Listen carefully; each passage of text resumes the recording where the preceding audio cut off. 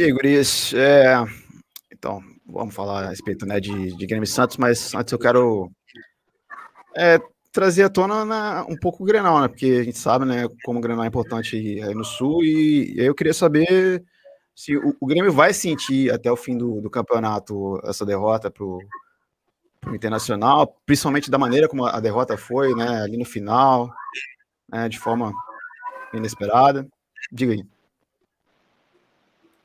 Então, eu acredito que não vai sentir tanto pela forma com que foi o jogo.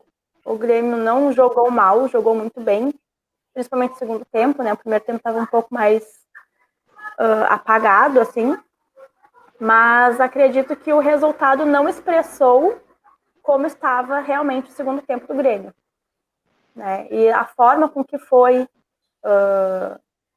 podem falar o que quiserem, que a gente está chorando que foi roubado, porque foi, né? Não foi dado um pênalti para o Grêmio, um pênalti claro para o Grêmio.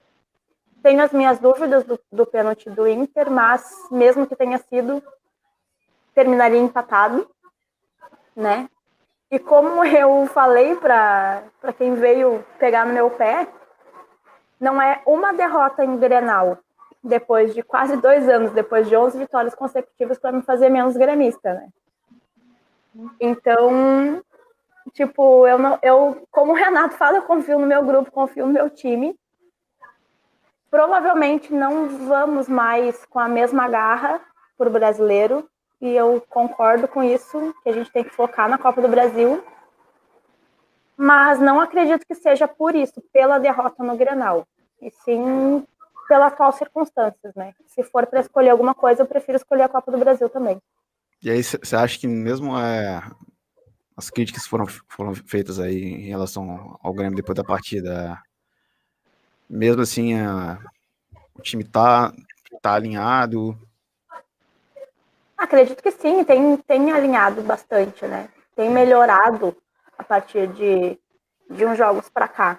Uhum. Porque, na verdade, os tropeços do Grêmio é sempre daquela mesma coisa que a gente sempre fala aqui, né? Contra os times pequenos, quando não é jogo muito importante, parece que perdem um pouco a cabeça, perdem um pouco o foco. Mas o futebol do Grêmio é o mesmo, né? Mas eu acredito que o Grêmio é muito melhor em Copa do que pontos corridos. Isso aí é uma coisa que eu já falei aqui antes. É verdade. E agora vai ser decisivo, né? Uhum. Ou é a Copa do Brasil ou é nada, né? Então, mas não sei, eu não acredito que tenha a mesma motivação que vai ter para a Copa do Brasil. Uhum. Mas não falando do futebol do Grêmio, porque o futebol do Grêmio é o mesmo. Uhum. É só pela motivação mesmo. É uma opinião minha, né? Assim. Então, Fran, eu cheguei a perguntar isso pra Nicole, até porque é a segunda vez que eu vejo, né, baterem pesado, assim, né, em cima do futebol do Grêmio, né? A primeira foi na eliminação contra o Santos, né? E encarar o Santos agora. Novo que é um time que, assim, até o próprio torcedor santista assume que tem um elenco inferior, mas acabou gerando a eliminação, né, da Libertadores. Ali rolaram muitas críticas e aí, na sua opinião, assim, você acha que era para ter ligado o sinal de alerta ali? O Grêmio, de repente, tem problemas que estão sendo varridos para debaixo do tapete? Fala aí para mim. Com certeza. Certeza absoluta disso, que o alerta ele já deveria ter sido ligado antes, na verdade. Mas, assim, o que eu não gosto, tá? É esses altos e baixos. Para mim não. O Renato já deixou muito claro e sempre disse que ele não gosta de campeonato brasileiro. Eu também não gosto. Eu, particularmente, não precisava jogar, porque eu não gosto de campeonato de pontos corridos. Eu gosto de mata-mata. Mas, óbvio que a gente tem que jogar com a mesma intensidade, com o mesmo querer, né? Tá ganhando dinheiro para isso, correto? Então, os jogadores eles precisam ter essa vontade, essa ganância, esse querer que não existe, entendeu? Então, assim, para mim, não jogou bem Grenal, entendeu? Para mim, eu achei abaixo do que eu esperava. PP não jogou bem, JP não jogou bem, entendeu? Teria colocado o Maicon. Então, assim, gente, não foi por causa do Grenal que nós abandonamos a competição. Nós abandonamos a competição bem. Lá contra o time pequeno, a gente colocava misto para jogar, né? Quando ele dava aquelas mexidas loucas. É lá que a gente começou a perder o Brasil. Tá? A gente chegou nas cabeças porque realmente foi uma série de empates, né? A gente teve a coincidência de vários outros times perderem, então realmente foi muito próximo todos os times por causa da pandemia, né? A agenda foi muito apertada, então tivemos uma sequência muito grande de jogos, né? Então isso também fez com que fosse muito parelho todos os times. Então, óbvio que ficar aí, acho que foram 14 jogos de invencibilidade, de empates, foi isso? Não. Acho que Não consigo lembrar agora exatamente o número. Mas a quantidade de empates que a gente teve, entendeu? Então, não foi aí o erro. Mas sim, já tinha ligado o alerta, porque se a gente prefere mata-mata, né? A nossa preferência vai ser sempre Copa do Brasil e Libertadores. Então, se tu quer Libertadores, como é que tu não vai mexer antes? Como é que tu tá vendo que o negócio não tá indo, entendeu? A gente não passou disparado pelos outros times, né? A gente não deu goleada, não foi 4-0, 5-0, entendeu? Não foi. Foi sempre ali justinho, né? No detalhe. E, cara, tu quer ser campeão, não vai ser no detalhe. Não vai, desculpa, mas é óbvio que eu quero muito título. Acredito que a CB venha, tenho certeza. Que eles vão assumir, né, da vergonha que foi a eliminação da Libertadores, né? Então, e de todos esses altos e baixos que eles deram, mas precisa querer, tem que comer grama. Bom, se vocês quiserem saber todos os detalhes a respeito de Grêmio e Santos, aquele mesmo esquema de sempre, galera. Segue lá, Bendito Seja o Futebol, underline Gaúcho, tá? Que vocês vão ter pré-jogo e pós-jogo da partida, beleza? Então, meninas, valeu mais uma vez e até mais. Tchau. Do lado do Santos, a gente tem um bate-papo com os cronistas Valquíria e Vitória Morelli. Vamos com o Santos. Então, meninas, a gente está gravando antes da decisão da Libertadores, corações a mil, né?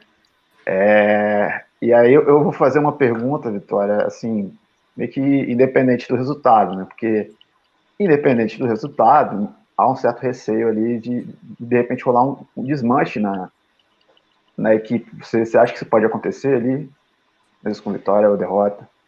Então, isso já tá acontecendo, né? Antes da final da Libertadores. O Lucas Veríssimo já vai sair, vai fazer o último jogo pelo Santos no sábado. E o Pituca também já tá de saída. Então, eu acho que vai ser inevitável, depois dessa toda campanha que a gente fez na Libertadores, mesmo que a gente ganhe ou que a gente perca, depois dessa campanha maravilhosa, tô muito orgulhosa, com certeza vai sair mais alguém. É inevitável a gente tentar segurar alguém. Eu espero que segure pelo menos alguns, os principais, mas vai ser difícil. Bom, Val, agora eu vou falar mais diretamente ali a respeito do próximo adversário, do Santos, na rodada 34. Né? Diante ali do desgaste, que é normal, que é comum numa decisão, né? O Grêmio, você acha que é o melhor adversário que poderia aparecer, já que assim, o Grêmio sentiu um pouco a bala do Grenal, da derrota no Grenal. E de repente também por estar ali preocupados com a Copa do Brasil, pelos últimos resultados contra o Santos também. Ou você acha que de repente o Santos vai estar realmente cansado, desgastado e vai ser um jogo complicado? O que você acha? Eu acho que vai depender do resultado de sábado. Se o Santos ganhar, eu acho que, assim, poxa, você ganhou Libertadores, né? Num ano que colocaram o seu time com 4% de chance. Eu acho que se eles ganharem, eles vão embrasar aí, sabe? Dar mais confiança pro time. Eu sinto que se eles ganharem a Libertadores, vai ser mais fácil enfrentar o Grêmio. Se perder, eu sinceramente não sei o que esperar, porque ultimamente o Santos já tem jogado com reservas no Brasileirão, isso fez com que caísse algumas posições aí, teve uns jogos complicados, mas a gente sabe que era por conta do foco na Libertadores. Então, eu acho que depende muito do resultado de sábado. Então, eu acho que se o Santos ganhar a Libertadores, ele tem tudo aí para passar o trator no Grêmio e quem mais aparecer na frente. A confiança dos caras vai estar... Eu acho que a confiança dele já está no nível alto. Então, assim, ganhando uma Libertadores, acho que faz milagre aí. E eu também acho que o Grêmio vai estar focado na Copa do Brasil aí. O Renato foca muito nisso, né? Em finais e decisões, embora ele não abandone o resto do campeonato. Então, assim, por mais que esteja focado em uma competição, ele ainda está brigando pelas outras, mas eu acho que o Santos tem mais time atualmente e mais confiança para ganhar o jogo. Bom, vamos aguardar. Se vocês quiserem saber todos os detalhes a respeito da partida do Santos contra o Grêmio, acesse aí Bendito Seja Futebol _SP. Lá tem esquenta, lá tem o pré-jogo, pós-jogo, toda a extensão aqui desse bate-papo, beleza? Valeu, então, benditas. Até mais. Valeu, menino. Mais tarde, nessa quarta-feira, tem a partida do Bragantino contra o Atlético Goianiense. A partida acontece no estádio Nabi Abichedi. Também nessa quarta. Mano, isso. Nessa quarta também, 7h15 da noite, lá em Bragança Paulista. Acompanhe aí, galera. Em seguida tem Timão em campo. Para falar de Timão, a gente tem bate-papo aí com a Vitória e a Vanessa. Malx, eu esqueci de perguntar, Vanessa, como é que você pronuncia? Tem a Vitória Pissolato para trazer todos os detalhes da partida que acontece na Neoquímica Arena às 9h30 da noite contra a equipe do Ceará. Vai que vai. Então, Corinthians será caminho. Vitória, queria perguntar para você o que tem rolado com o Corinthians. A gente está gravando aqui depois do jogo contra o Bragantino. E aí, então, eu queria saber, na sua opinião, assim, o time tem ganhado jogos que não se espera e aí acaba tropeçando naqueles que acaba gerando uma alta expectativa de vitória? Olha, eu sinceramente, assim, eu queria saber responder essa pergunta, viu? Eu acho que qualquer corintiano queria saber responder, porque não dá para entender o que acontece com o Corinthians, sabe? O que eu sempre penso, assim, eu acho que pega muito, o time do Corinthians, ele pega muito com o psicológico, né? Então, primeira coisa, né, o jogo do Palmeiras, levou o gol, cara, esquece, e aí acho que sou muito fã do Wagner, mas já errou aí, porque, cara, clássico não é um jogo normal de Campeonato Brasileiro, de ponto. Não é, cara. É outra história, é outro capítulo do livrinho que você tá escrevendo, entendeu? Então, acho que o problema do Wagner Mancini é isso. Ele persiste muito no esquema de jogo dele, ele persiste muito na ideia dele, e isso vale para jogo, assim, que seja, entre aspas, fácil, porque, cara, esse campeonato é uma doideira, então não tem, assim, um jogo que é fácil. Então, o esquema dele, ele coloca para todos os times de todo jeito, é a mesma coisa sempre. Aí o que acontece? O Corinthians, né, quando joga com um time que tá minimamente bagunçado, vai bem. Agora, quando pega um time que tá minimamente organizado, vira esse caos, sabe? E o jogo com o Bragantino foi isso. O cara, ele, além das mudanças, né, que ele fez, que ele não foi muito feliz naquelas mudanças, mas ele tentou manter o mesmo esquema de jogo do começo ao fim, o que ele queria propor, e não cara. Tipo, pô, se viu que não tá funcionando, arruma, sabe? Tenta mudar, tenta propor alguma coisa. E eu sinto que ele não faz isso. Eu não entendo, sinceramente, essa oscilação do Corinthians. Eu acho que é muito ruim quando pega alguma coisa assim de surpresa, então, tipo, alguém sai, Gemerson, por exemplo, ficou machucado, ficou fora do jogo, colocou Bruno Mendes, parece que aquilo desaba, né, desestrutura todo mundo, muda tudo, parece que ele e o Gil nunca jogaram juntos, então vira uma bagunça. E aí, o que pega, assim, extremamente, absurdamente, que me deixa, querendo, não sei, é que o Corinthians não tem troca. Então, ou é aquilo do começo ao fim, o que nunca vai acontecer, porque os caras não correm, né, que eles não aguentam correr, mas trocou uma pessoa, esquece. Não tem trocas boas, já muda tudo, já cai tudo. Então, assim, o Corinthians não consegue se manter, não consegue ser constante por causa disso. Tem Wagner que não se adapta ao que tá a ocasião, não é trocas que não... Cara, tem uma queda absurda de qualidade. Aí realmente fica complicado, né? Fica difícil. Bom, agora, falando do próximo jogo em si, Vanessa, o Ceará é um dos adversários diretos, né, do Corinthians em relação ao G6, e eu queria saber de você, até um pouco em cima disso aí, que no depoimento da Vitória, é um jogo de tudo ou nada e que o Corinthians vai conseguir pegar e corresponder à expectativa do torcedor, e assim, se você acha que vai conseguir meio que estar ali numa presença de espírito suficiente para poder encarar essa reta final que ainda traz, né? O Flamengo o Vasco lutando contra o rebaixamento e na última rodada o Internacional, né, que é um dos postulantes ao título. Eu vou até aproveitar o gancho da Vicky, né? Aproveitando o que ela falou. E é exatamente isso, né? O Corinthians, quando ele pega um time que está minimamente estruturado, né?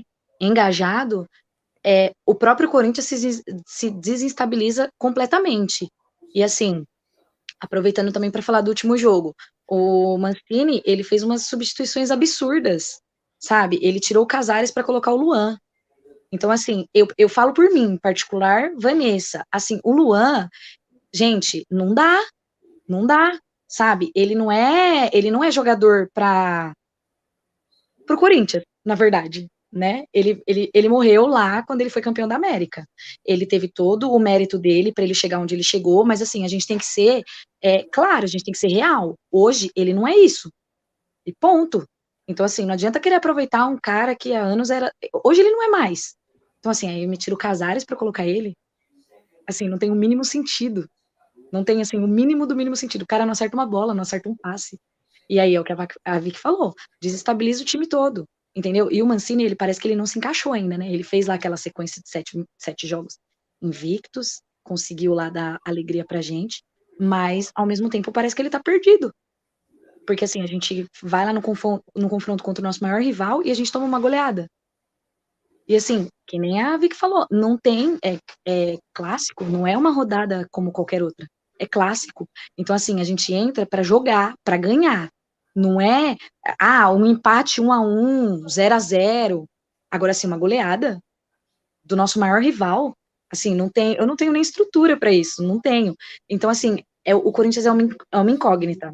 Hoje, que nem, a gente acha que na próxima rodada vai ganhar, que vai estourar, que o time vai entrar arrasando, e de repente a gente toma uma goleada. Aí a gente toma uma goleada, a gente fala assim, vai entrar, a gente vai perder, sabe? Não vai dar certo. Aí vai e ganha. Aí a gente vai pro próximo falando assim, agora vai ganhar. Aí acontece o quê? Perde. Então, assim, é um time que tá totalmente desestruturado. O técnico por si só, parece que ele não conseguiu se encontrar, né? Você acha que ele é muito tolerante também? Até... então, o caso do Luan, por exemplo, né? Ele é tolerante até demais, até demais. Dava um banco ali pro Luan, meu filho, ou vamos, ou vai ou racha. Você joga no Corinthians, entendeu? Você não joga em time de quinta divisão para entrar em campo, sei lá, num jogo qualquer e fazer o que ele faz. Que nem ele fez contra o Bragantino agora, que errou tudo. Entrou lá, substituiu o Casares para errar tudo. Então, assim, contra o Ceará é uma incógnita, assim como todas as partidas para mim, sempre a próxima rodada para mim sempre é uma incógnita, que a gente acha que vai dar e não vai. Agora a gente vem aí com o time todo pendurado, tá todo mundo pendurado, né? Aí agora saiu a nota que tá todo mundo com Covid, então tem metade pendurada e metade com Covid, para nossa alegria, né? Então, assim, eu espero, como desde quando o Mancini chegou, todas as partidas, né, vendo aí rodada por rodada, a gente sempre espera o melhor, né? A gente não vai falar assim, não vai, a gente tem esperança, né? A gente acredita que vai dar certo. Torcedor, só que assim, chega uma hora que a gente não pode só acreditar, né? Tem que começar a colocar em prática, tem que fazer dar certo, tem que pôr, não tá dando banco, meu filho, banco, vamos pegar outro, pega o outro aqui, ó, que esse aqui é melhor que esse aqui joga mais, esse aqui é mais interessado, entendeu? E fazer essa alteração, e para ele mesmo, né, como técnico, ele também conseguir se encontrar, para ele conseguir montar o time com a cara dele, né, com a cara com que todos eles se entrosem, com que todos eles joguem melhor, e assim, e o G6 para mim é o que eu espero, né, é o que eu espero. Eu esperava um título, né, até falei esses dias pro pessoal, eu esperava um título, né, todo mundo perder, só a gente ganhar, pra gente ser campeão, mas, né, milagres acontecem, né, mas agora tá um pouco apertado para isso acontecer, mas um G6 ali já me deixaria muito feliz, mas assim, tem que melhorar, e que nem você falou, o Ceará é um adversário direto, né, porque ele tá ali junto com a gente, então assim, é tudo igual, a gente vai ver lá derrotas, saldo de gols lá, o saldo de gols, às vezes acho que a gente tá com 3 de diferença, mas mesmo assim, então é um adversário direto. Tem que ir, para ganhar. Da mesma forma que eles vão entrar para ganhar, a gente tem que entrar o dobro. É pra gente ganhar essa partida, conseguir 3 pontos e o G6 ali, se Deus quiser, para deixar o coração do torcedor corintiano feliz. Não, e ainda tem o ponto, né, só para completar, que assim, o Ceará já faz, acho que uns 2 ou 3 anos que tá ali na meiuca, e não é da parte de baixo, não é da parte de cima, e tipo assim, esse ano que tá todo mundo, tem vaga para tudo que é lado, G6 que vira G não sei quanto, nananã, e vai e Copa do Brasil, agora que tipo assim, pô, tem chance, muita chance de se classificar, entendeu? Então eles vão estar numa querência que, meu, eu sinceramente eu não tô muito confiante não, viu? Não tô muito confiante não. E é o que a Vani falou, o Mancini, ele é muito assim, ai, meu, perdemos, temos que levantar a cabeça, tipo, e é toda hora isso. Tipo assim, meu filho, levanta a cabeça e corre, né? Levanta a cabeça e olha pra bola pra chutar pro gol. Não tem, ele só levanta a cabeça, tipo, pô, colabora, né? É complicado, tá difícil. Ele é muito tolerável, que nem o Luciano falou, né? A gente veio da goleada do Palmeiras e, assim, a percepção que eu tive, a sensação que eu tive com o nosso técnico é que para ele não estava tão ruim assim. Assim, foi ruim perder pro Palmeiras? Foi. Mas, assim, parece que não doeu tanto nele assim, entendeu? Tipo assim, pelo menos para mim, eu falo por mim, eu acredito que a Vicky também. É inadmissível. Aquilo que aconteceu foi inadmissível, entendeu? Mas para ele deu a impressão que, assim, foi ruim, mas não vamos se desgastar tanto assim por causa disso. É a impressão que ele fez eu pensar, entendeu? Aí eu falo, gente, não é possível uma coisa dessa. Que aí vem no próximo jogo, ganha, no outro perde. Aí no que perde, fala, não, mas a gente ganhou o anterior. Mas a gente tinha 7 jogos invictos. Eu não me contento com isso, entendeu? Eu não me contento com isso. Não vem com esses joguinho aí de 1-0 que a bola bate no zagueiro e entra sem querer, sabe? Bate, o outro vai, levanta a cabeça, bate no o outro zagueiro tira e bate e entra sem querer. Um gol, nossa senhora. E aí ganha por 1-0 e todo mundo fica, ganhou, não vamos reclamar porque ganhou. Não é assim que funciona, não. Tem que reclamar sim, porque não é possível, né? A gente tá falando do Corinthians, um time grande, um dos maiores da capital. Então, assim, vem com esse de, não, tem que ser desculpa. Então, assim, tem que se conformar. Não tem que se conformar, entendeu? Pelo contrário, a gente não deve se conformar. Tem que falar, não, tem que ganhar e pronto, acabou. É o mínimo, é o mínimo. Bom, a extensão desse ótimo papo vocês têm que acompanhar lá no Bendito Seja Futebol _SP. Quando rola o esquenta de Corinthians e Ceará, Nossa. É o negócio, entendeu? A chapa vai esquentar, viu? Porque tá todo mundo assim, ó, doidinha. Aqui a gente tem limite de tempo, mas aí lá vocês podem... Tem a conversa se estende muito mais. Então siga no Instagram, pessoal, Bendito Seja Futebol _SP. Vocês vão ter o esquenta, tem o pré-jogo e tem o pós-jogo de Corinthians e Ceará. Vocês não podem perder. Segue lá, galera. Então valeu, meninas. Ótimo papo. Até mais. Valeu. Agora é hora de duelo tricolor. O time do Fluminense vai visitar o time do Bahia em Salvador, na Fonte Nova, né? Ou Itaipava Arena Fonte Nova, né? Como é chamado atualmente, né? O estádio aí dos baianos. A partida acontece às 9h30 da noite, transmissão da Globo. E vai que vai com as meninas tricolores, a Dani Nascimento e a Paula Rodrigues. Segue aí. Vamos lá. Depois ali do Fluminense pegar e emendar aí 4 partidas, né, sem perder, 3 delas com vitória, e com um momento também, até em termos de política e ali na parte de comando técnico, o São Paulo está vivendo uma crise bem grande. Você acredita ali na possibilidade do Fluminense já pegar já a vaguinha no G4? Ou o time tem que botar mais os pés no chão ali e pensar que as vitórias vieram contra equipes do Z4? O que você acha? Então, acho que a gente tem que dosar um pouco dos dois. É acreditar que a gente vai conseguir essa vaga e enfrentar todas as próximas partidas como decisões. São jogos difíceis, a gente vai pegar jogos que não quer dizer que eles estejam lá embaixo, que eles também não vão entrar com o coração na ponta da chuteira. Então, eu acho importante a gente ter esse pé no chão, mas também entrar motivado. A gente entrar com intensidade e mostrar por que a gente veio. A gente quer a vaga na Libertadores. Então, o jogo contra o Goiás foi uma vitória convincente, o que não estava acontecendo nos últimos jogos, né? Contra o Sport falha, e, né, o time jogou muito mal, Contra o Botafogo também, o Fluminense não jogou bem. Então, acredito que os próximos jogos vão ser decisivos e importantes. Eu acho que o Fluminense vai entrar mais motivado nos próximos jogos. Eu acredito que sim. Eu acredito que essa possibilidade de ir para a Libertadores, eu acho que isso vai acabar motivando, dando um gás para o time. A torcida está motivada, a torcida está abraçando o time, porque nem o torcedor mais otimista ia acreditar que o Fluminense, nessa temporada 2020-2021, ia brigar por uma vaga na Libertadores. Nenhum torcedor imaginou isso. Então, a gente está realmente abraçando essa oportunidade do time ir para a Libertadores na Libertadores 2021. Há muito tempo que a gente não vai, está desde 2013 sem para a Libertadores. Eliminações precoces na Sul-Americana, Copa do Brasil. O torcedor fluminense realmente está calejado. E eu acho que a gente, garantindo essa vaga na Libertadores, vai dar um afago no coração da gente. E vamos brigar, né? Vamos aí fazer um planejamento, vir um técnico, o time trazer contratações, subir da base. A gente quer isso. A gente está realmente abraçando essa ideia do Fluminense ir para a Libertadores e o time tem que entrar focado nisso. Eu espero que o jogo contra o Goiás tenha virado a chavinha e o time entre em todos os jogos agora com essa meta na cabeça. Bom, Dani, pegando aí que a Paula falou a respeito, né, de motivação, o que pode ou não, né, dar uma abalada no time agora, eu queria falar a respeito dessas saídas recentes aí, confirmadas, né, no Marcos Paulo, do Wellington Silva, né, para o exterior, né, quer dizer, logo agora, você acha que isso pode comprometer o time de alguma forma?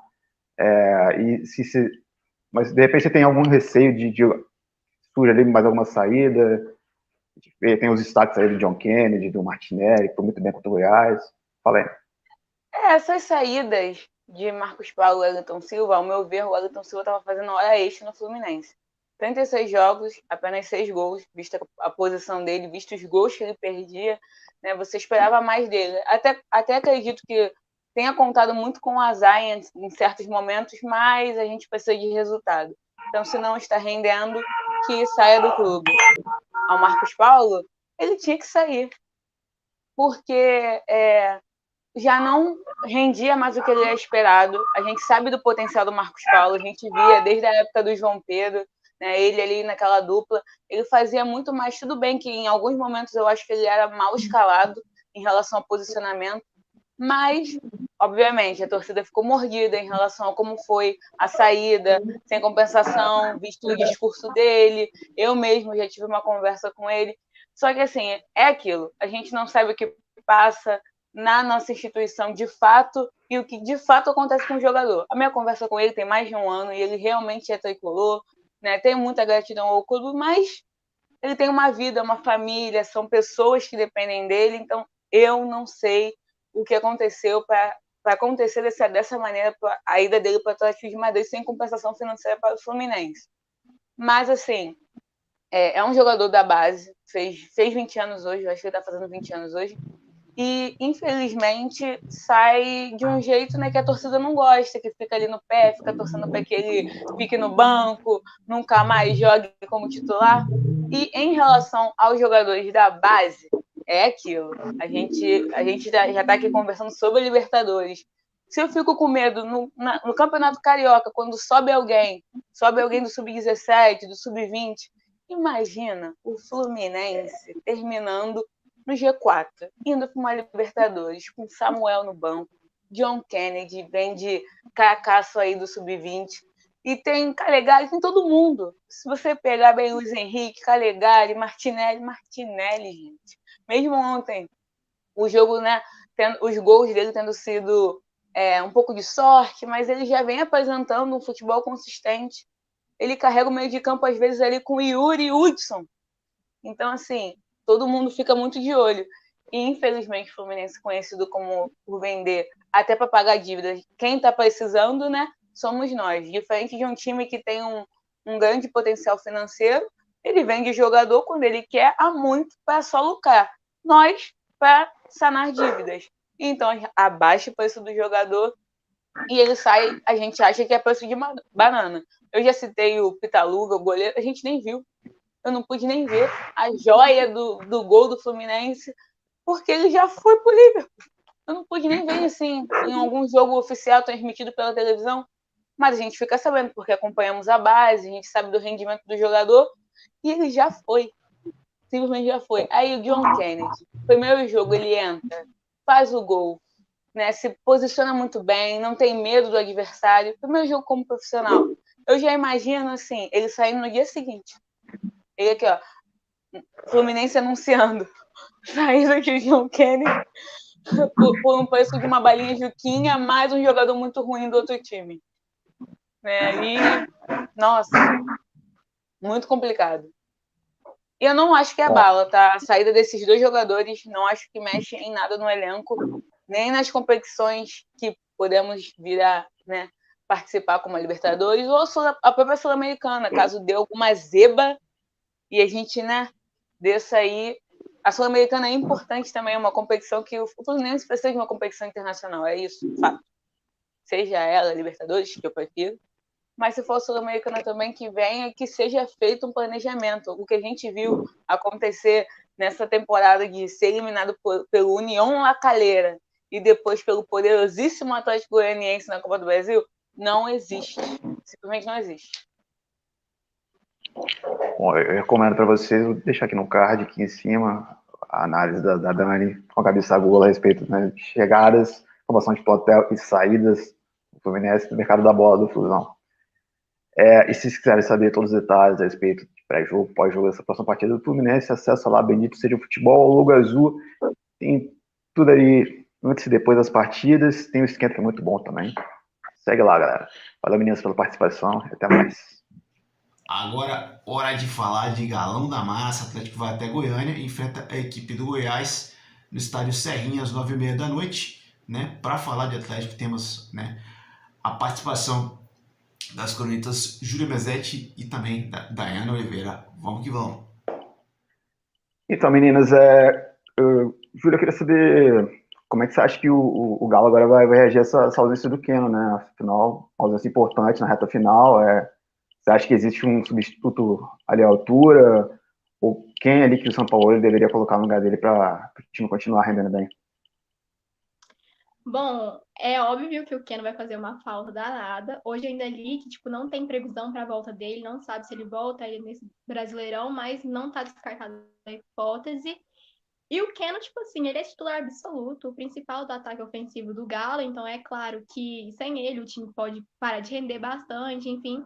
Mas também tem muita gente que tá lá na reserva que pode entrar e ajudar. Tipo o Sacha, que o jogo passado fez um ótimo jogo.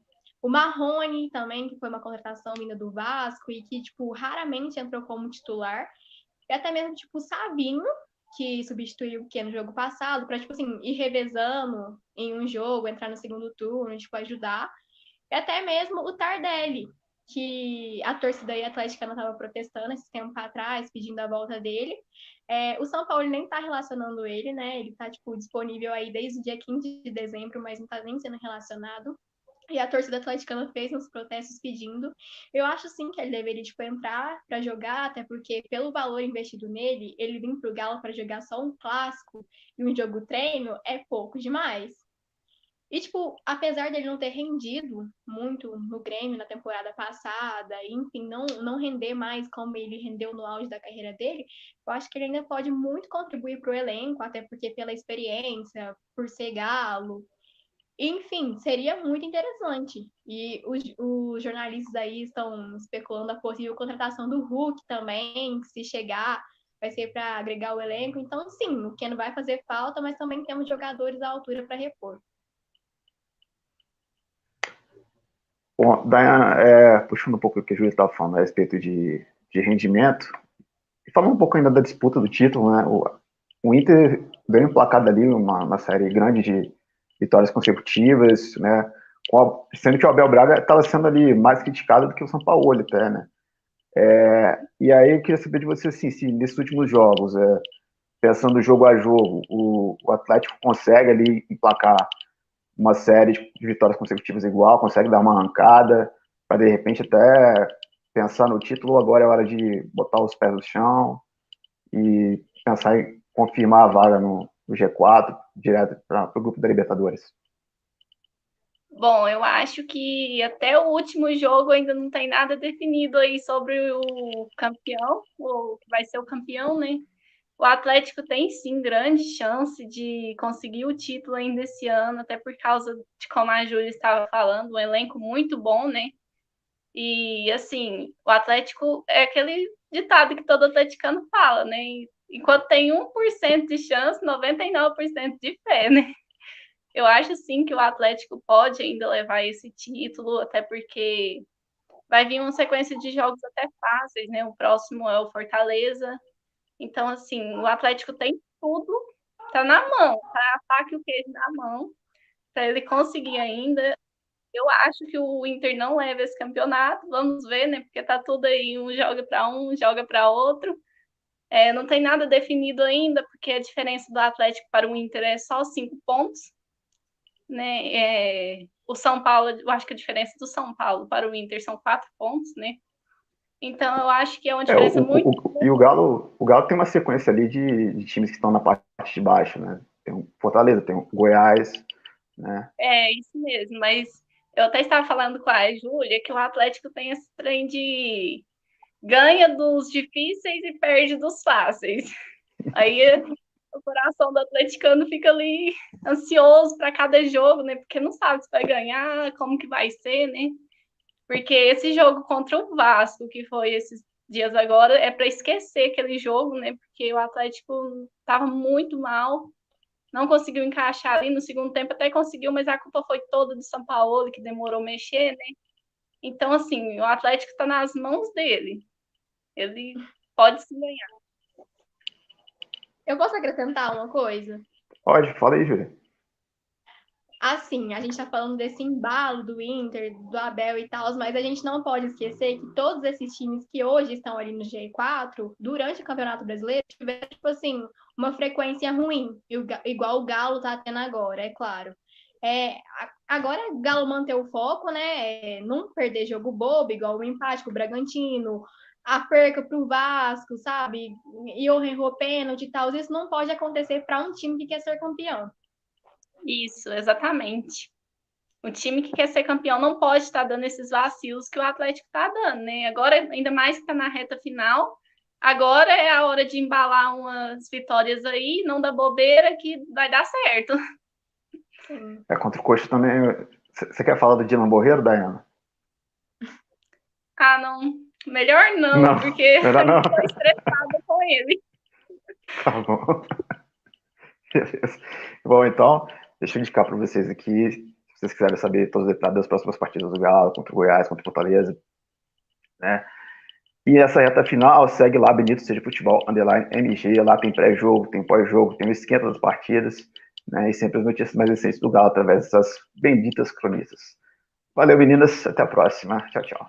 Agora vamos para os jogos da quinta-feira. Na quinta-feira tem Fortaleza e Curitiba, os dois times se enfrentam na quinta-feira, às 6h30 da noite, quinta-feira, 4 de fevereiro. E agora vamos falando aí de Flamengo e Vasco, os dois times se enfrentam nessa quinta-feira, às 9 horas da noite, no Maracanã, galera.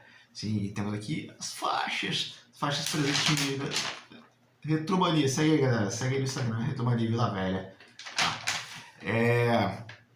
Primeiro vamos falar de Flamengo, tá? Com as cronistas Ana Mel e também com a Adriele. Vai que vai, pessoal. Então, meninas, clássico a caminho.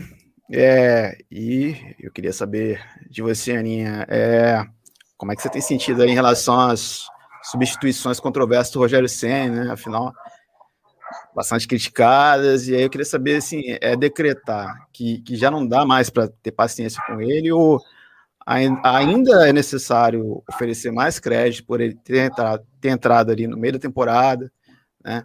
Diga aí. Então, o que acontece?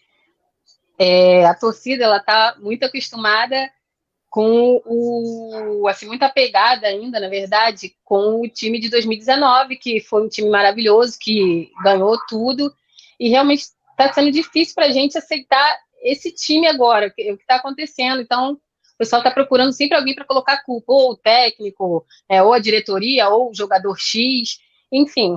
Assim, a gente sabe que o Ceni, ele tem um estilo que ele demora um pouco para conseguir acertar na escalação, assim, posicionamento dos jogadores, né, para ter aquela sincronia. Então, e eu acho que é isso sim que está acontecendo. Ele tem feito mais escolhas, né, das escalações, assim, substituições que a gente não está conseguindo entender, nem aceitar, mas eu tô sem paciência. Não vou mentir, não, eu tô sem paciência. Mas eu acredito que talvez com mais tempo ele conseguiria fazer um melhor trabalho. E o pessoal ficou muito revoltado com a tirada do Arrascaeta na partida com o Atlético Paranaense, né? Para colocar o Vitinho. Realmente não tem cabimento, assim. Tem essa questão que eu falei de ter mais tempo para ele fazer, assim, acertar os ponteiros com o time, mas tem escalações que você vê logo de cara que não tem como. Entendeu? Não tem como. Não é de hoje que o Vitinho ele não está jogando bem, né? E tirar o Arrascaeta num jogo que já a gente já precisava ganhar, não faz o menor sentido. Bom, agora falando do próximo jogo em si, Adriele, o que você espera da partida contra o Vasco? Assim, contra o Vasco, assim, clássico é clássico, e se for levar também em consideração, né, o fato aí de o Luxemburgo, de repente, ter elevado a moral do time, ou assim, os tropeços do Flamengo têm que ser levados em consideração, né, ou assim, também as situações opostas colocam o Flamengo como favorito, o que você pensa? Então, nos últimos anos o Flamengo vem como favorito em todos os clássicos, né? A gente está com uma hegemonia muito grande já. A última vez que o Vasco ganhou, se eu não me engano, foi em 2016, a última vitória do Vasco, tem 5 anos. Então, eu acredito que Flamengo e Vasco, do jeito que estamos atualmente, o Flamengo vai ser sempre favorito. Placar ao contrário, sabendo que clássico é clássico, vai ser tropeço. Então, assim, como a gente já vem tropeçando também, não é algo de se surpreender. É verdade. E contra o Flamengo, a gente sabe que, né, o Lucha elevou a moral, os torcedores estão motivados, os jogadores também. Vai ser difícil. Diria que os mais difíceis dos últimos anos, olha que o nosso time está bem superior. E naquela boa autoconfiança rubro-negra, você ainda está acreditando no título? Eu estava acreditando até o jogo de domingo. Nossa, quando eu vi o Ceni fazendo aquela cagada, eu falei, já era, não dá. Ele tá se esforçando para não dar o título. Ele tá se esforçando, ele tá conseguindo. Eu acho que não, acho que a gente vai brigar só pro G4 mesmo, já perdi a esperança. Bota fé. Bom, pessoal, se vocês quiserem acompanhar aí todos os detalhes desse clássico, né, acesse lá, Bendito Seja Futebol, é o logo azul, tá? É o do Rio de Janeiro, aí vocês vão ver notícias do Flamengo, mais recentes aí, né, com as cronistas, e também, dessa partida especificamente, tem lá pré-jogo, pós-jogo, acompanha lá, galera. Beleza? Então, obrigado, meninas, né? Obrigada, Luciano. Isso. Valeu. Obrigada. Até mais. Agora, do lado do Vasco, temos aí o bate-papo com as cronistas Lucila Frisoni e também a Ana Carolina Moura. Vamos com o Vasco. Então, Lucila, depois do jogaço aqui, que foi em 2019, né, o 4x4, que muitas pessoas até falaram que foi o melhor jogo do campeonato, qual a expectativa que você tem em relação à partida, ao clássico, né, contra o Flamengo? O Vasco deve dar aquela importância que, por exemplo, Eurico costumava dar no passado, né, de dizer que é um campeonato à parte, ou o momento do Vasco é resolver sua própria vida, resolver seus próprios interesses? Então, eu acho que essa coisa de clássico ter um favorito já acabou faz tempo, não tem essa mais de ter um favorito.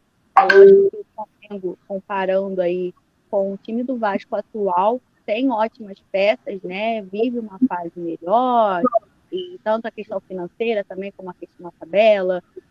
Mas, assim, eu acho que são situações à parte, né? Onde tanto o Flamengo como o Vasco, eles precisam da vitória para continuar na sua luta independente aí da situação da tabela, né? Situações totalmente opostas, na verdade, né? O Flamengo brigando pelo título e o Vasco nessa situação aí do Z4 para não cair, mas é aquilo, como eu reforcei, é um jogo que não tem favorito, pode acontecer de tudo, como já aconteceu inúmeras vezes aí, do Vasco ser menosprezado, tanto pela mídia, como também pelos jogadores rivais, também pelos torcedores rivais, de que em campo eles iriam comandar, e quando aconteceu, né, não foi exatamente o que eles estavam esperando que iria acontecer. O Vasco mostrou realmente que estava disposto a brigar pelo jogo, né? Brigou de igual para igual, independente da situação financeira, a situação na tabela, esqueceu essas rixinhas de lado e mostrou realmente o futebol em campo. E eu acho que é o que a gente pode aguardar para essa semana, né? Um jogo intenso, um jogo com uma responsabilidade para ambas as equipes, com aquela coisa de pressão por ser um clássico, principalmente em cima do maior rival.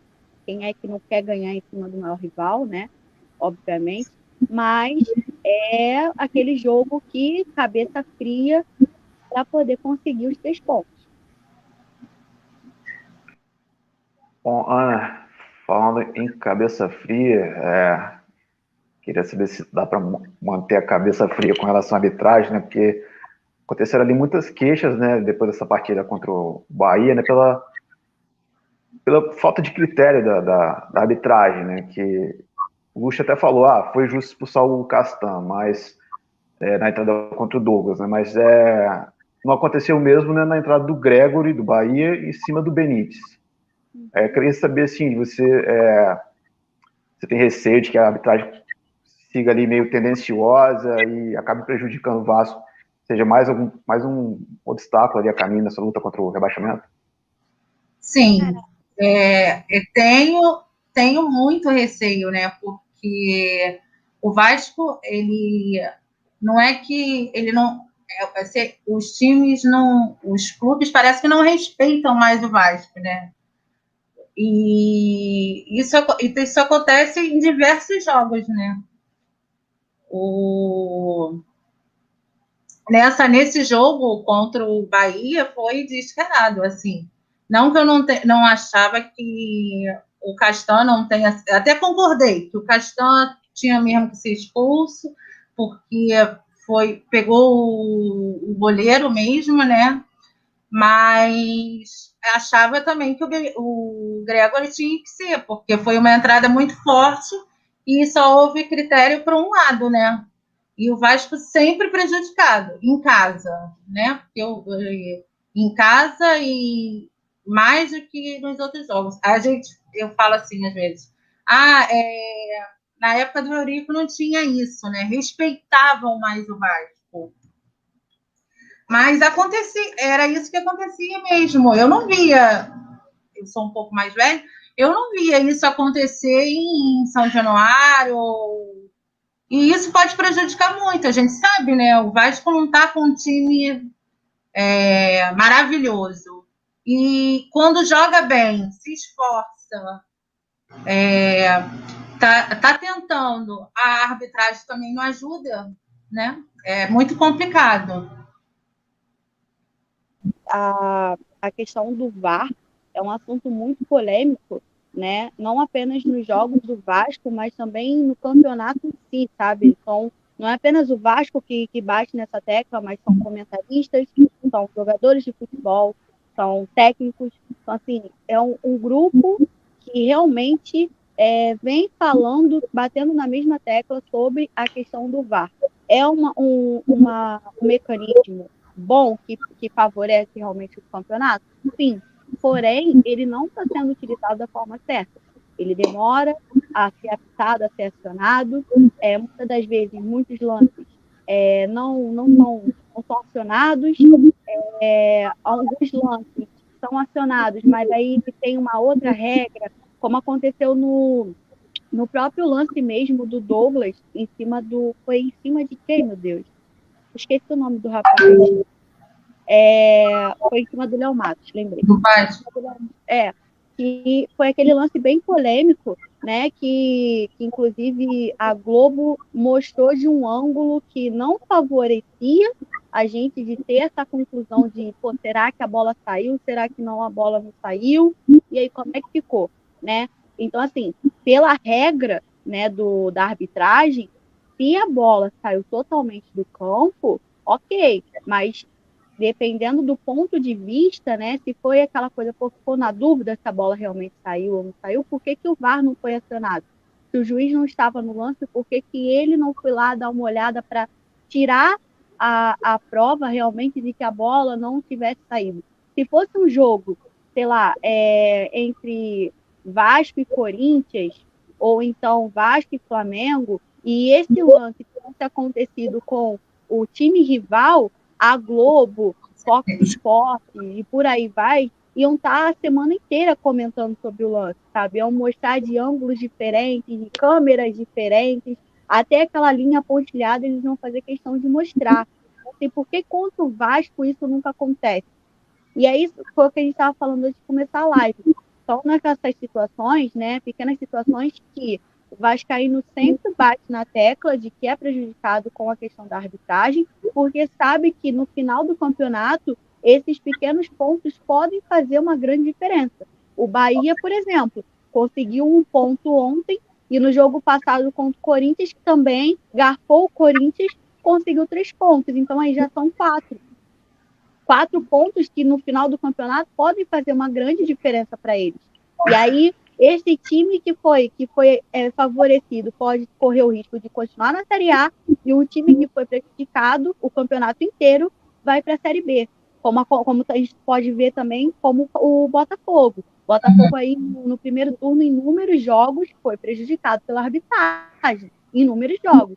Então, assim, é uma situação que realmente deve ser analisada. Deixando claro o seguinte também, não é porque o vascaíno está reclamando da arbitragem que a gente vai colocar isso como um argumento, uma justificativa para o mau futebol que é apresentado em campo. Uma coisa não tem nada Sim, a ver com até porque é algo generalizado, né? A arbitragem é ruim para todos os lados. Não, é porque tem essa... É como você falou, também se repetiu demais com o Botafogo, com o Vasco, então...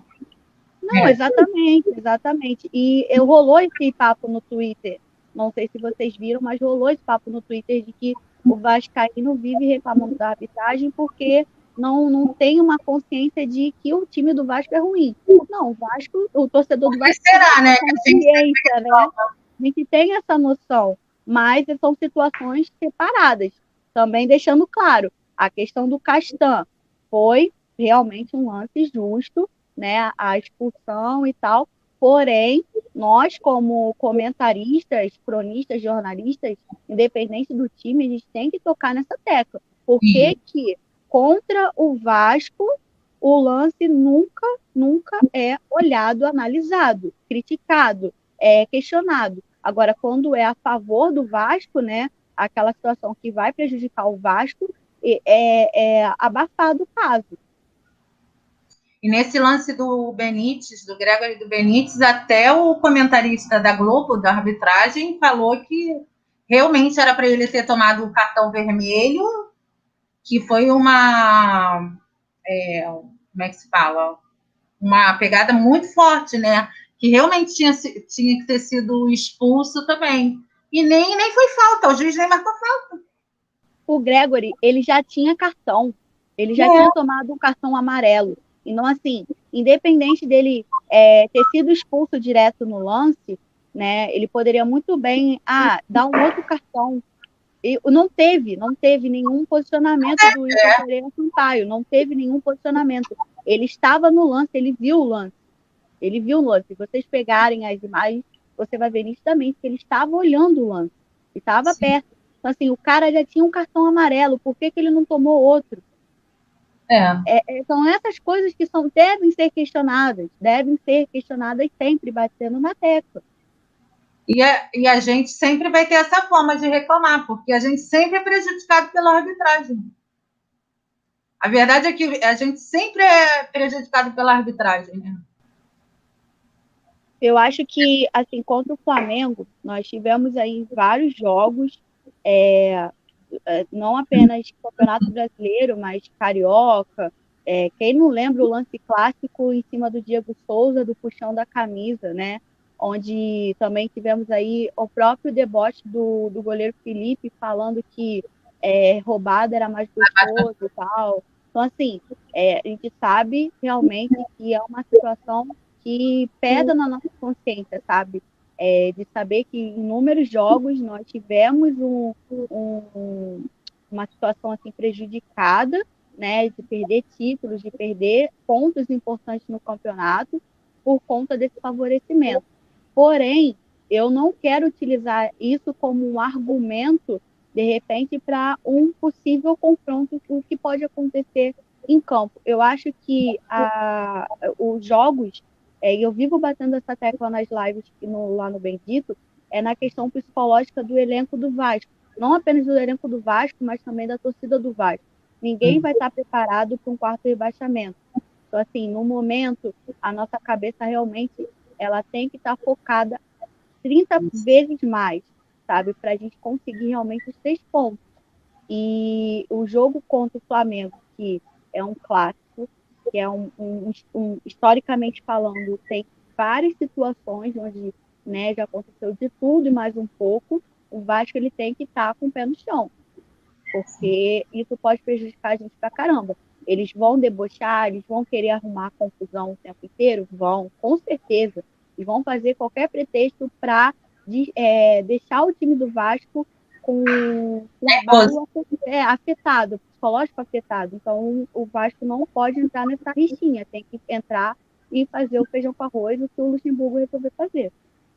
Bom, vamos ver como é que vai ser esse clássico. Vocês podem conferir todos os detalhes antes da partida lá do Bendito Seja Futebol. Procura lá no Instagram, Bendito Seja Futebol, Fogo Azul do Rio de Janeiro. Lá vocês têm todos os detalhes a respeito das notícias mais recentes do Vasco, pré-jogo, pós-jogo, tem o esquenta e tudo mais aí, beleza? Fala, meninas, pela participação. Até a próxima. Tchau, tchau. Agora, mais um postulante ao título, né? Hora de falar do Internacional de Porto Alegre. Falamos de Flamengo, vamos falar de Inter agora. Os dois estão a disputa aí pelo título.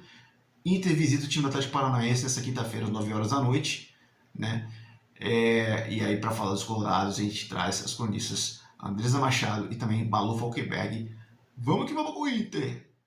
Então, Malu, tem gente falando, né, por aí que o cenário dos sonhos seria, né, que o Internacional ganhasse o título em cima do Corinthians na última rodada, né? Tudo por conta ali da polêmica de 2005. E eu queria saber se você pensa da mesma forma ou acha que é melhor ganhar o título de forma antecipada. Ah, não, com certeza eu prefiro que o Inter ganhe antes, ganhe ali com rodadas de antecedência, porque a gente vai pegar o Corinthians na última rodada, então a gente vai ter meio que aquela revanche ali de 2005. Acho que a gente tem condição sim de ganhar do Corinthians, mas deixar pra última hora, pra última rodada não é legal, porque é o Inter, né? E o Inter sempre acaba se ferrando, ou em jogo de futebol também pode acontecer tudo. Então o Inter pode acabar entregando aí, então eu prefiro 1000 vezes que o Inter ganhe aí com rodadas de antecedência, já seja declarado campeão, aí só pro último jogo a gente erguer a nossa taça aí do brasileiro. Mas é isso, eu prefiro que o Inter vença antes, né, com as rodadas de antecedência, do que deixar para a última hora. Então, Andresa, o Internacional ganhou o Grenal de forma heróica, placou uma sequência histórica, né, de vitórias consecutivas na era dos pontos corridos, recorde, inclusive. Como é que se evita ali salto alto numa hora como dessas? Com essas, o Abel Braga e o grupo estão ali bem pés no chão, ali, bem firmes, né, do propósito da equipe. Bom, penso eu que o elenco todo tá muito pé no chão, que o Abel também tá muito pé no chão. É isso que ele passa para a torcida, né? E a torcida também tá muito assim. Então, não ganhamos nada e é isso que eles passam pra gente. Que a gente não ganha nada, ainda falta 5 jogos aí pela frente. 5 batalhas, 5 finais, né? Então eu vejo um time que não sentou na vantagem que tem, que é de 4 pontos, né? se o Flamengo ganhar hoje. Então, a gente não sentou nessa vantagem que para muitos é grande, mas para nós é pequena ainda, porque ainda falta 5 rodadas. Então eu vejo que o Abel tá trabalhando muito isso nos jogadores, né, com o psicológico deles e tudo mais. Então penso eu que estamos no caminho certo, né? Não ganhamos nada, mas estamos cada vez mais perto do nosso objetivo, que é o título. Para fechar a rodada, não fechar a rodada exatamente, porque tem um clássico de São Paulo e Palmeiras que foi adiado, né? Mas antes de encerrar a rodada, então, temos na sexta-feira Botafogo e Sport se enfrentando no estádio Newton Santos, o Newton. A partida acontece às 8 horas da noite. Para falar do Botafogo, a gente conversa com as cronistas Manu Santos e Bianca Casimiro. Vamos, Fogão! Então, Bianca, tomando por base ali que a maioria da torcida do Botafogo vem falando sobre o time procurar se planejar logo para a Série B 2021, eu queria te perguntar a respeito da folha salarial, né, que foi estipulada ali em torno de 2,5 milhões de reais por mês. Você acha que isso aí vai ser suficiente para montar uma equipe, né, competitiva para a Série B 2021? Então, eu acho que a gente consegue, visto que o Cruzeiro tentou investir aí em torno de 5 milhões e terminou em sétimo, está terminando em sétimo e nem está conseguindo, né, fez uma péssima campanha na Série B. E a gente sabe que um bom exemplo de time que realizou a Série B com poucos recursos, que foram recursos que foram contratados nos anos anteriores, antes da Série B, foi o próprio Botafogo. A gente conseguiu contratar alguns destaques que conseguiram se sobressair na Série B com um rendimento um pouco menor. Então, se a gente for comparar com o Cruzeiro, que é um time grande, bastante grande, e que conseguiu 5 milhões, a gente com 2,5, acho que a gente consegue. A Chape foi sendo campeã e provavelmente fez bem menos, teve bem menos recursos financeiros para atuar, né? Acho que a gente planejar, né? Sim, acho que a gente, tirando algumas pessoas também, acho que a gente consegue dar um boom. Eu tiraria desde do Saulo até o Juan, tiraria esse pessoal e já daria um pouquinho de dinheiro para a gente, dispensando esse povo. E a gente consegue, acho que tem que ter um planejamento. Não adianta a gente pegar um planejamento de agora e tentar investir na próxima temporada. Não, esse é um planejamento de anos, em torno de 5, 10 anos para isso. E um dos planejamentos é justamente não cair para a Série B, o que não aconteceu esse ano. Então, é sempre fazendo o próximo, do próximo planejamento. Não tem jeito. Bom, Manu, falando de política, eu sei que você gosta de falar da política Botafogo. E falando um pouquinho também das primeiras... eu sei. Falando um pouquinho das primeiras medidas a respeito, né, de 2021, a gente viu aí, né, o ministro de acordo, né, para a saída do Calu, a possível ida do Pedro Raul para o Japão, de repente pode trazer uma grana, né, o Juan e o Lecaros punidos por indisciplina, a retirada do Montenegro, né, da vida política do Botafogo depois de tantos anos, se é que ele vai realmente sair, né, enfim, se não vai ficar por trás, né. Mas assim, eu queria saber, ali, 2021 está começando da maneira que o Botafogo queria, assim, dentro da faxina ali que o torcedor estava exigindo, estava aguardando para esse ano? Eu não estou muito confiante. Acho que a faxina vai ter que ser uma faxina muito pesada para ser aquilo que o torcedor espera. Ontem, por exemplo, teve reunião em relação à indisciplina dos jogadores e hoje 2 jogadores já chegaram atrasados. Então, eu não sei o que vai ser de 2021. Eu, por mim, faria uma limpa mesmo. Duvido também que o Montenegro vá ficar afastado do clube. Pode não aparecer na mídia, mas eu acho que ele vai acabar dando pitaco, já que ele e Durcésio são próximos. E o mínimo que essa diretoria atual faz é se livrar do Calu, que tem o maior salário do elenco, e do Pedro Raul, que tem um contrato feito pelo comitê do Montenegro, do Rotenberg e companhia, que é um contrato que eu nunca vi na vida, que nenhum clube que se diz profissional deveria ter feito, e o Botafogo conseguiu fazer. Então, o mínimo que tem que ser feito é se livrar desses jogadores que têm um alto salário. e tentar fazer com que os jogadores voltem a respeitar a instituição Botafogo, porque, pelo que parece, eles estão achando que o clube é uma várzea, ninguém está respeitando nada, e alguém tem que puxar a responsabilidade e cobrar para que a gente tente ter um 2021 que o torcedor espere, que é pelo menos se manter na Série B, porque não sei nem se a gente consegue voltar para a Série A esse ano.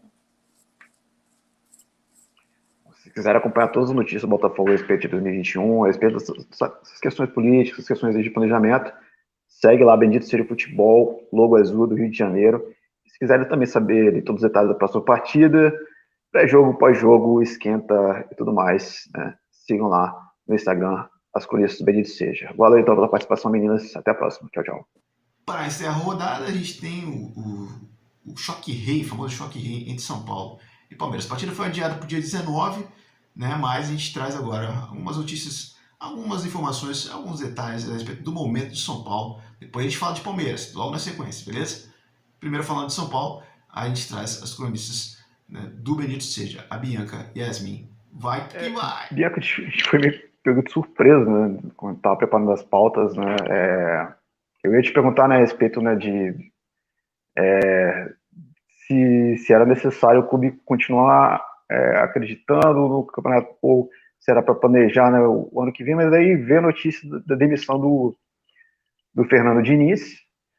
Aí queria agora te perguntar a respeito, né, e agora, pensa no novo treinador, você acha que São Paulo já teria um perfil na cabeça? Porque eu vi hoje, né, falando em sondagem em torno do Abel Braga, na entrevista do Casares também, ele falou muito ali de respeito de DNA de conquista. Diga aí. Então, eu acho que já deu o tempo do Diniz, eu acho que ele tinha que ter sido mandado embora mesmo.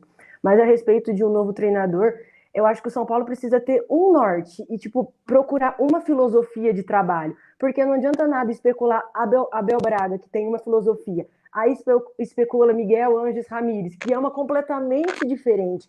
Aí fala de Andrés Vilas-Boas, que para mim seria o nome que eu traria, se fosse possível, em termos financeiros. Ou até... como ele chama? Um outro português, acho que é Vitor Ferreira, que estava na China até recentemente, que também para mim é um ótimo nome. Só que não existe uma filosofia igual no Brasil. Falou Abel Braga, aí depois Thiago Nunes. Gente, para mim é totalmente oposto. E eu gostaria do Thiago Nunes. Para mim, o nome brasileiro que mais me agrada é o Thiago Nunes, até porque por já ter feito um trabalho pós-Diniz no Atlético Paranaense e ter tido resultados. E ser um perfil parecido não vai mudar completamente o estilo de jogo, não vai ter aquela ruptura de estilo de jogo. Então eu gosto bastante do nome do Thiago como brasileiro. Como estrangeiro, o Vilas-Boas me agrada muito, muito, muito. Espero que ele seja o escolhido e seja financeiramente viável também. Bom, agora falando um pouquinho mais a respeito do extracampo, Yasmin, queria falar a respeito de motivação, porque é uma coisa que vem se repetindo muito ali durante essa reta final de trabalho do Fernando Diniz, né, da apatia da equipe. Então eu queria saber assim, se essa apatia, essa falta de motivação, se ela se mantiver, né, agora com o interino, se isso preocupa você, você acha que de repente você pode até gerar algum risco ali em relação à vaga no G4, né? Afinal, o São Paulo assim, já soma 6 partidas sem vitória, né? Até essa confirmação da demissão do Fernando Diniz. Sim, eu acho que assim, motivação é tudo.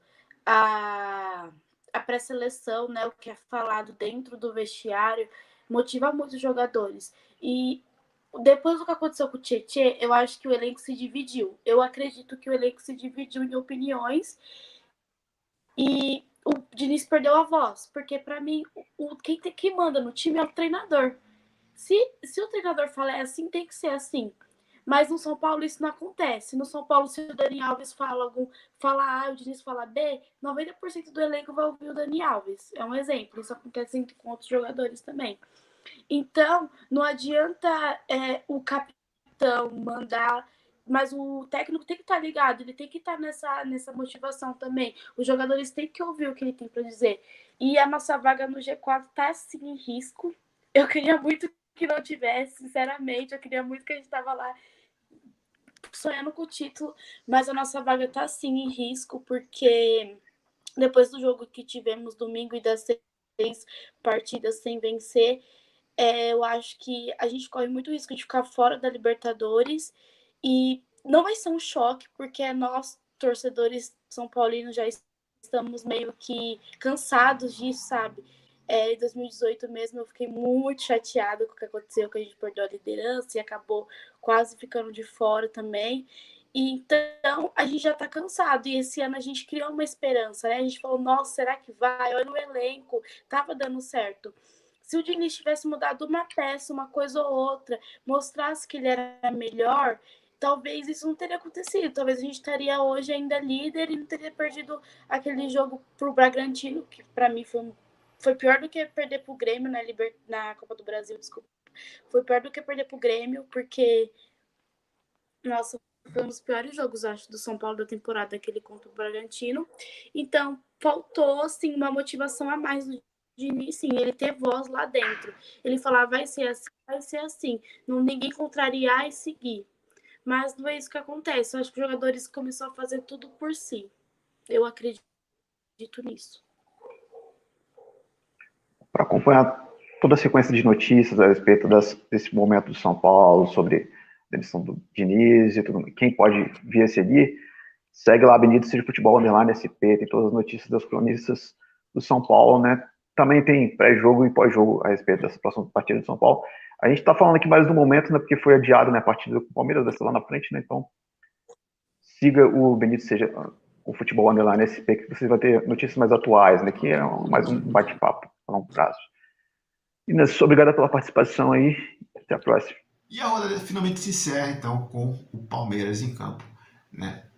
Palmeiras, nesse vídeo eu tô gravando aqui já depois do Palmeiras conquistar aí a Libertadores, então por isso, né, para falar do atual momento do Palmeiras, a gente faz um bate-papo aí sobre o Mundial, um pouquinho, né, com as cronistas Juliana Pascoal e Tainá Shimoda, né, onde a gente fala, inclusive, do Campeonato Mundial de 1951, assunto importante. Segue, galera!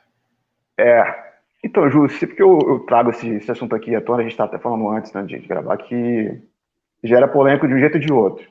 Já fiz piada, gerou polêmica, já defendi, né, o reconhecimento do título do Palmeiras de 51 e gerou polêmica. Mas é inevitável, né, tratar desse assunto, já, afinal, a gente está gravando isso justamente depois do Palmeiras, né, conseguiu o título da Libertadores e está no Mundial. Então, assim, até emendando um pouco a questão do Campeonato Brasileiro, você vê que, assim, depois do título brasileiro de 2016, muita gente que torcia o nariz, né, para o título da Taça Brasil, passou a reconhecer ali o número de títulos brasileiros do Palmeiras. Aí, queria saber se você acha que isso pode também acontecer com o Mundial, se o Palmeiras ganhar o Mundial, né, da FIFA, falta o título ali, né, essa Copa do Mundo de Clubes da FIFA, né, para abafar essas piadas de 51? Olha, eu gostaria muito que fosse reconhecido, porque, no meu ponto de vista, é um campeonato, como eu falei quando a gente estava conversando nos bastidores, foi um campeonato que foi autorizado pela FIFA na época, né? Então não foi um campeonato qualquer, um de verão. E o Palmeiras já recorreu tanto, né, atrás, desde 2001, busca esse reconhecimento. E quantas vezes a FIFA autorizou, depois voltou atrás. Aí em 2014, quando o Aldo Rabelo estava no Ministério dos Esportes, ele pediu essa autorização, acho que foi em 2014, né? Ou em 2014 ou 2013.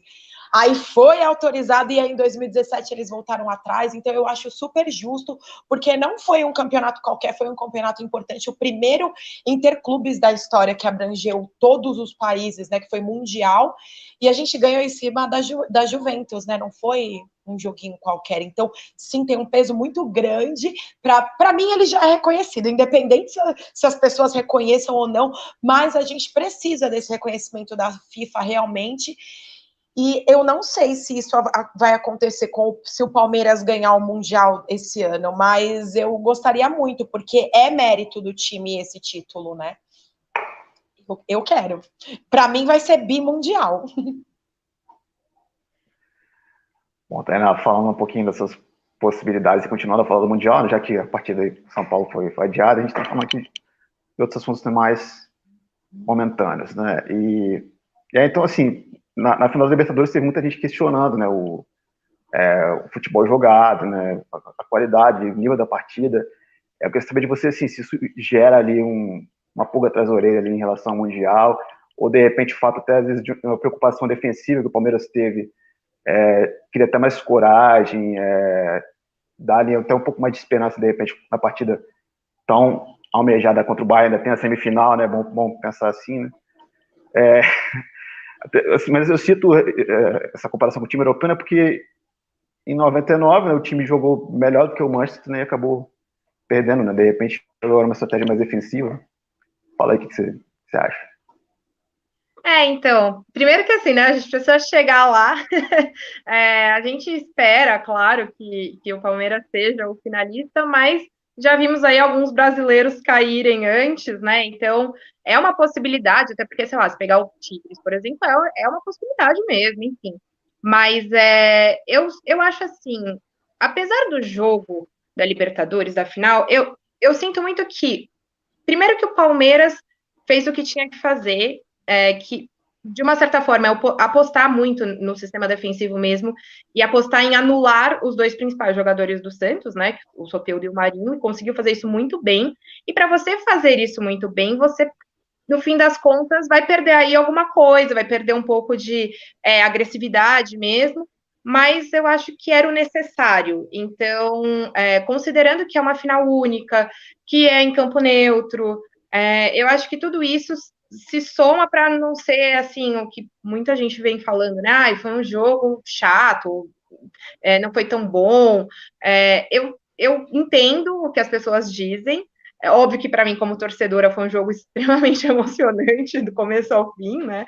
Mas até entendo no sentido futebolístico da coisa. Mas ao mesmo tempo eu acho que assim o Palmeiras principalmente fez o que tinha para fazer ali em campo, então isso para mim é muito mérito do Palmeiras, principalmente do Abel, né? E por causa disso, inclusive, eu até acho que no Mundial dá para ter mais esperança do que desânimo, assim. Eu acho que a gente vai com tudo para esse Mundial. É um sonho do palmeirense, claro, né? É óbvio que vai ser muito difícil, mas tem a possibilidade aí, né? Se tem a possibilidade, a gente tem que jogar e jogar com muita vontade, que eu acho que, quem sabe? Mas eu acho que a defesa, né? O sistema defensivo, de uma forma em geral, do Palmeiras é muito forte mesmo. E se for para jogar contra um time que é muito melhor, muito maior nesse sentido, né? De renda mesmo, enfim, eu acho que a gente tem esse ponto a nosso favor, sim. Bom, se vocês quiserem acompanhar todos os detalhes a respeito do Palmeiras Mundial, siga lá Bendito Seja Futebol _SP. Vão ter todas as notícias. Vai ter toda uma cobertura especial, igual foi na final da Libertadores. Né? Como eu disse para vocês, o jogo com São Paulo foi adiado lá para frente. Então, se vocês quiserem também saber detalhes dessa partida, siga lá Bendito Seja. Esses vão ter pré-jogo, pós-jogo, tem um esquenta e tudo mais. Meninas, obrigado pela participação. Até mais. Tchau, obrigada. E amanhã de palestra. Valeu. A temporada da Série B se encerrou. E aí, para fechar agora o nosso vídeo, a gente traz um bate-papo com as cronistas do Cruzeiro, a Emily e também a Lari Barbosa. Vai falando do Cruzeiro. Então, meninas, terminou a Série B, né? E agora fica a pergunta de como o Cruzeiro deve planejar o plantel para a próxima temporada. O que você acha que deve ficar? O que você acha que deve sair, Lari? Bom, gente, bom dia, boa tarde, boa noite. Não sei que horas vocês estão assistindo esse vídeo aqui. Mas, assim, né, um ano aí conturbadíssimo, um ano de muito especulações, muito entra e sai de jogador. E, assim, a gente já começou, né, a ter já algumas saídas. O Sassá foi um, né, dos que já está dando tchau aí para o Cruzeiro, está indo para Portugal. O Machado, se eu não me engano, também já está partindo.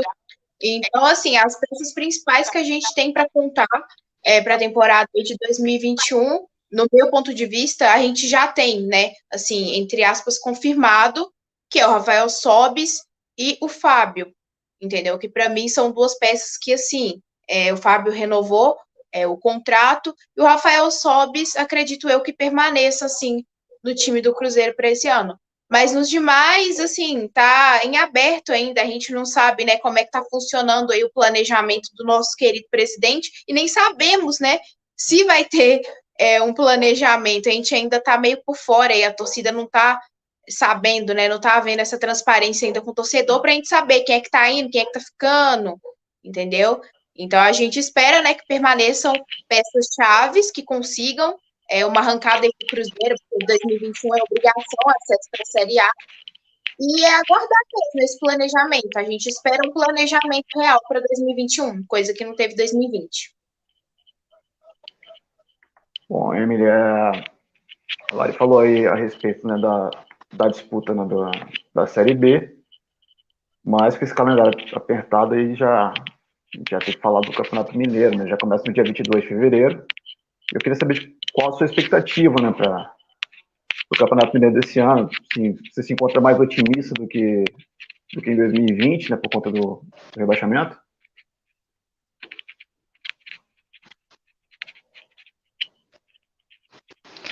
Olha, como a Lari disse, a gente não tem uma noção muito consistente do planejamento do Cruzeiro hoje. A gente não sabe quem fica, a gente não sabe quem vai. Então é muito difícil para a gente falar a respeito da nossa expectativa, né? Porque a gente não sabe como é que o time vai ser formado. O Machado mesmo, que era uma peça que titular ultimamente, saiu. A gente não sabe o que vai ser das outras pessoas, né? Porque vira e mexe chega muita proposta para jogadores, principalmente que se destacam e são novos, como o Matheus Pereira, que pode ser sondado aí por times de Série A, o Adriano também, assim, essas peças que são novas, que foram essenciais para a gente e que a gente ainda não sabe se vão ficar. Então, é muito complicado. Mas eu sou do time um pouco mais pessimista, sou mais pé no chão. Então, para mim, é muito difícil acreditar que o Cruzeiro possa ter alguma chance de ganhar o Campeonato Mineiro, porque a gente vai estar disputando com os principais, o nosso rival, né, que estava na Série A, disputando título, e o América, que acho que vai ser campeão acho que não tem jeito, né, vai ser campeão da Série B e conseguiu acesso. Então, é só a gente dos times grandes de Minas que estão na Série B. Então, acho que é muito complicado criar esse otimismo. Ano passado a gente não conseguiu passar nem da fase classificatória, né, para semifinal. Então, eu tô muito pé no chão, assim, eu não tô esperando muita coisa. Eu espero, no mínimo, que eles usem essa Série B, esse Campeonato Mineiro para treinar, né, pra gente não passar vergonha de novo na Série B. Eu ainda bato na tecla de que os pontos que a gente perdeu, eles foram importantes. E dessa vez, até então, a gente vai começar com 0, né? Igual todo mundo. Então, eu tenho uma expectativa melhorzinha para a Série B, que a gente possa conseguir o acesso.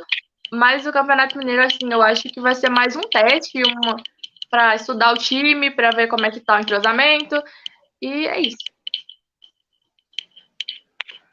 Bom, se vocês quiserem acompanhar todos os detalhes a respeito desse início de temporada do Cruzeiro, acesse lá _MG, tem todas as notícias, né, mais recentes a respeito do Cabuloso. Valeu pela participação, meninas. Até mais. Então, fechou, galera. Fechou aí para vocês, né? O mesmo recado de sempre, siga aí Benito Seja Futebol, tá? Benito Seja Futebol SP, _ SP, que é o de São Paulo, né? O primeiro é do Rio de Janeiro, né? Que é só Benito Seja Futebol, _ SP é o de São Paulo, _ MG é o de Minas Gerais e o _ Gaúcho é do Rio Grande do Sul. Você tem todos os links aqui embaixo, tá? Vocês vão poder acompanhar todo o trabalho, todo o bate-papo, né? Aqui, que vocês têm aqui, vocês acompanham de forma estendida no Instagram, tá? Com outras informações, com outras notícias, outros formatos, sempre bacanas e bem produzidos pelas meninas do Benito Seja, beleza, galera? Então é isso. Repassado toda a rodada 34, depois a gente volta no fim de semana com mais uma prévia. Obrigado a vocês. Até mais.